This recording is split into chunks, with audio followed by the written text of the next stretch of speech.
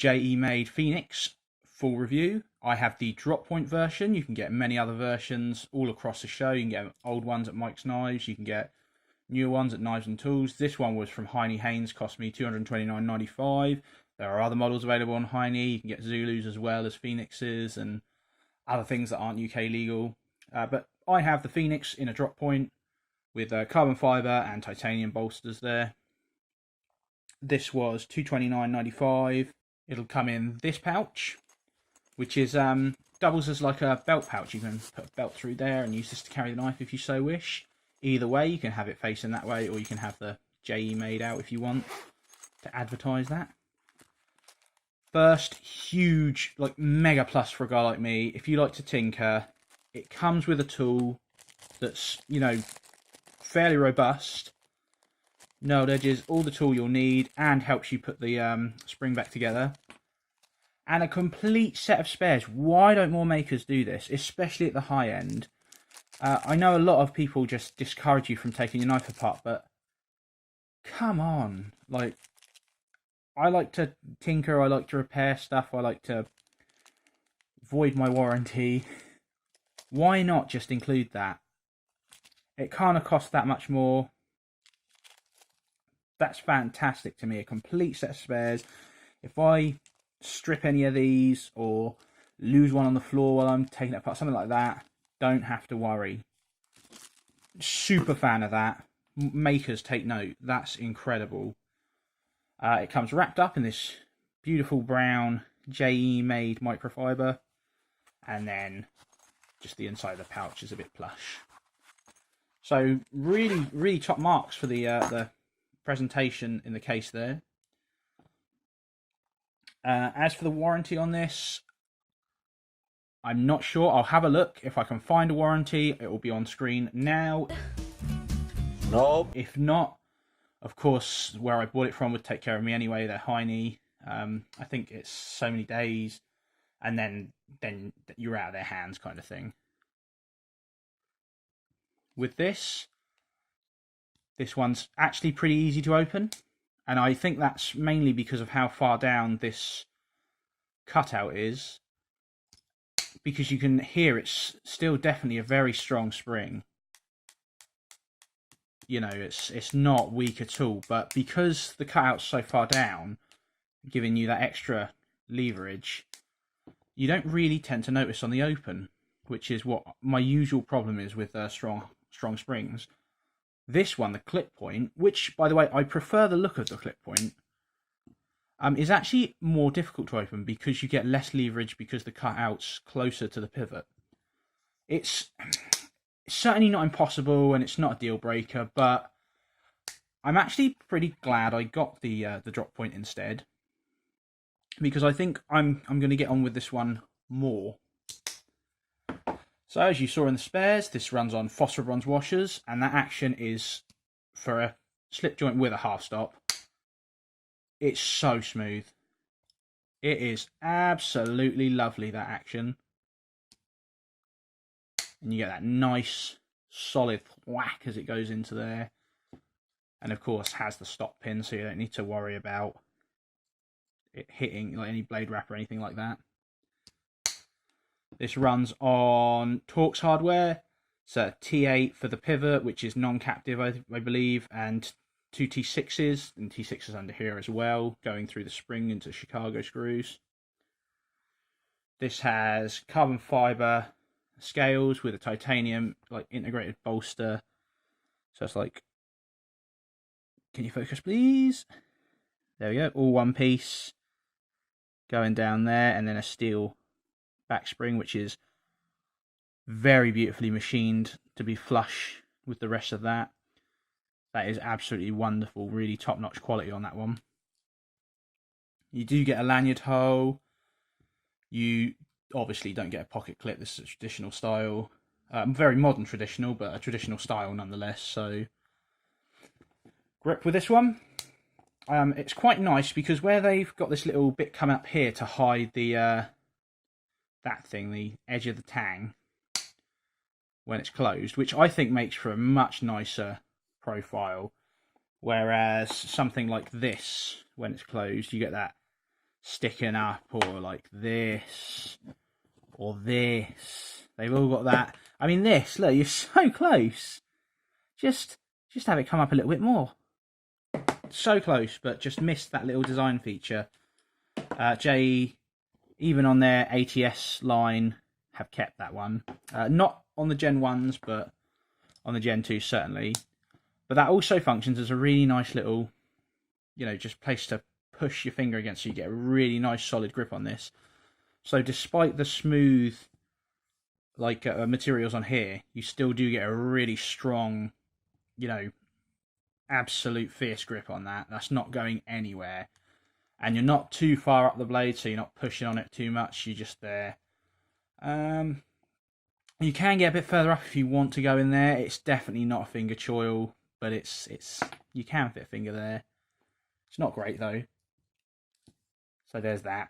This doesn't have any jimping on it whatsoever. This is all about the smooth. Nothing weird. Just very nice smooth lines across the whole thing. Fit and finish on this one is phenomenal. This knife is all about the fit and finish. If you're paying for materials, I mean, you can get much better than this materials wise. This is titanium as well, an M390 versus S35VN, which I've not got any problem with either of these steels. But M390 is supposedly better than S35VN. If you're looking for that, you can get this much cheaper than this, like a lot cheaper.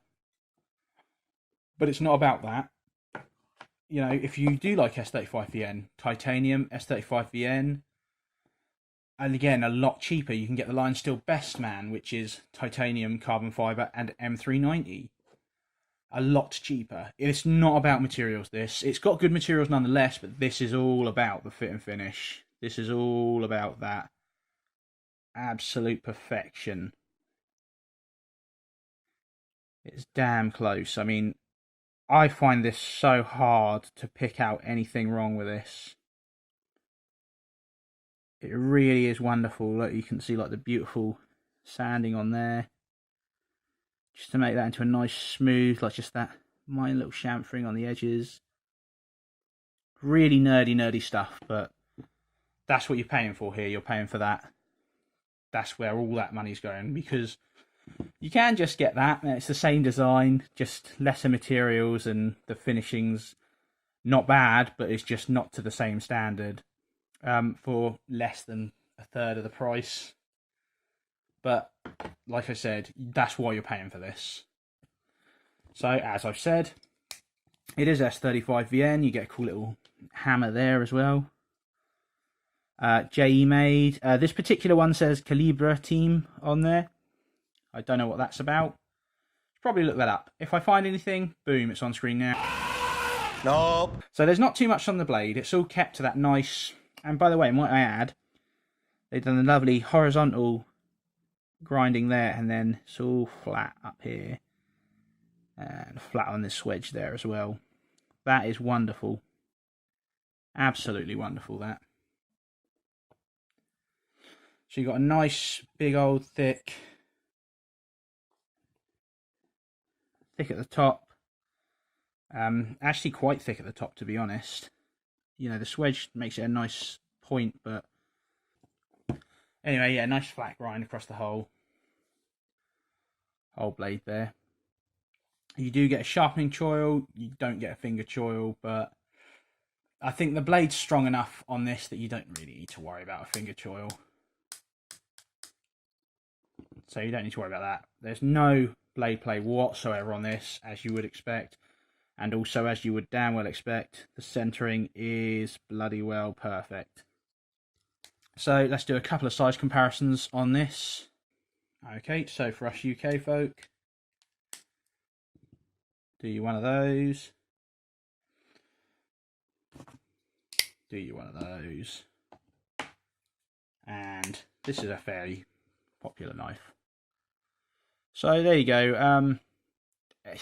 It's never really anything surprising with the UK stuff, because of course it's got to be UK legal. That said, paramilitary 2 there. This one is on that ragged edge. This is not one to carry somewhere where you're unsure of. I take this to work, so I can kind of get away with it anyway. But maybe, you know, if you're going somewhere where there's likely to be police, where you think maybe there's a chance you'll get stopped or something like that, maybe just pick a different one. Although if I thought I was going to get stopped, I wouldn't carry a knife anyway, because it's my understanding that it doesn't matter what they find you with.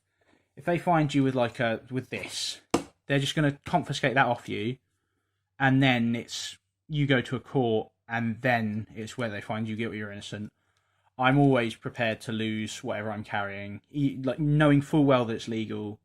I figure that's what's going to happen with how our country is at the moment. Stats were there if I remembered.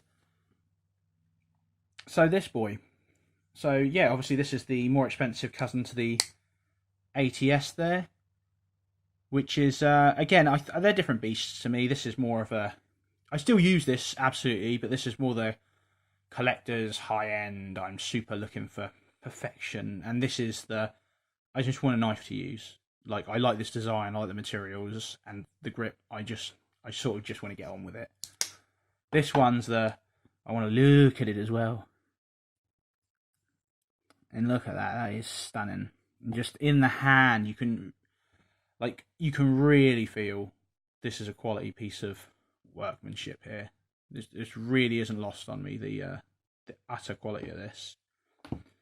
Very happy I got a J made. So here's a random cutting test. Not a proper. This isn't edge retention or anything like that. I'm not one of those boys. Those are they're much better than me at doing this kind of thing. I'm just doing I haven't even stropped this. I don't think. This is just after use. And look at that. I've carried this a lot. Now this is as unscientific as it can be. This is I don't even know what I've cut with this, but for this to still be sharp like that after, you know, going through, this has gone through lots of cardboard, lots of this, that, and the other. I haven't even stropped that. That is still, and I didn't know how this was going to perform before I did that. That's legitimately the first time I've done that. This isn't a reshoot or anything crazy. For that to still be that sharp with no stropping, nothing, they've got the stuff right on this. And I've used this as my secondary more than any other. This one I couldn't really test too well because I don't want to keep this one too long because this is a loaner. So I usually test them for a month. I've only tested that one for about a week and then done these videos on them. So this one should still be, yep, absolutely as well. So I've only been carrying that for a week and it's that's still razor, and that's gone through some crazy stuff as well. But yeah, for a month, basically always picking this. It's between this and the Lion Steel I've been switching between, and I've sent the Lion Steel off. So last week, this is between this and that. This has been filling up my pocket more often than not as my secondary, just because I like it a lot. And it's been through a lot, and there's no real marks on everything. You know, it's only cardboard it's going through. I guess you can see a couple of marks where cardboard's rubbed up against it there, but nothing a wash won't get off. And we're still holding up fine. I've never felt like this knife was going to close on me. It's, again, because of that. You know, you get two sort of knives, really. If it's got a weak spring, you really want that choil. So then if it's, who cares? You know, your finger's going to stop the blade closing on you. Or you can get this style where you want a strong spring. I mean, the half stop does sort of, but if that goes further, that will start closing on your hand. That's not going to stop you like that Spyderco one will. So it is nice to have a strong spring on something like this, especially where they've put that so far up. Anyway, that's 15 minutes of your time I've wasted gushing about this overpriced piece of exquisite cutlery. Yeah, I'm going to say, look, I'm not going to change your mind on this. if you were planning to purchase this, you've already done it. I think this is one of those situations where if you've got the money, I think you're already going to get it. If you've already made up your mind, you're going for it. Whereas if you're on the fence, you're not getting any more in terms of performance, really. I mean, if you're just looking for raw performance, there's nothing wrong with either of them. There's nothing wrong with that. There's nothing wrong with that. You're not paying for performance anymore. You're paying for like exquisite craftsmanship now. And I like it because they deliver. They absolutely deliver. Sometimes you can get the case where this Benchmade here has just had a carbon fibre cousin released, the 319-2, I think it is. It's all carbon fibre. It's S90V. It's bronze liners. Very, very nice. More expensive than this, in fact. I guarantee you the finish on that is worse than that. If you're thinking about maybe getting the carbon fibre one of this, I urge you, give this a try. Give it a try. It's that said, I haven't owned a carbon fibre version of this, but I would wager, just from experiencing that one, that this is going to be worth your money more. That said, if you want to try them, I have a great returns policy. Pick the carbon fibre one up. If you don't like it, send it back. Buy that. Other way around if you want. But yeah, I think it's worth just looking at one of these at least, because I think this is probably a step above anything else I've handled. I'd say the only thing that comes close to it in terms of sheer finish quality would be the Andre de Villiers that Eric from Slick Slicers lent me. Everything else is, I own a lot of knives at this point. Not as many as some, but I have a good selection, and none quite come to this level. I'd say this and the ADV are probably the only two in that class. I shudder to think how good it must get when you're going full custom, but who knows? Maybe one day I'll find out, but certainly not anytime soon. If you get a chance, give it a try. But like I said, I don't think anything I'm going to say is going to change anyone's mind on this particular model. I've waffled long enough. It's now 18 minutes. Sorry. Thanks for watching. Cheers, guys.